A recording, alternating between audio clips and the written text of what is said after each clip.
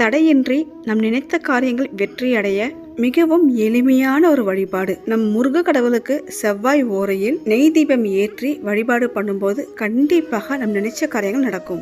6 வெற்றிலை காம்பு கிள்ளி எடுத்துக்கணும். நல்லா கழுவிட்டு மஞ்சள் குங்குமம் இட்டு மயில் தோகை போல் பித்தளை தாம்பால் தட்டில் அடுக்கி வச்சிடணும். சின்னதா ஒரு அகல்விளக்கு எடுத்துக்கோங்க.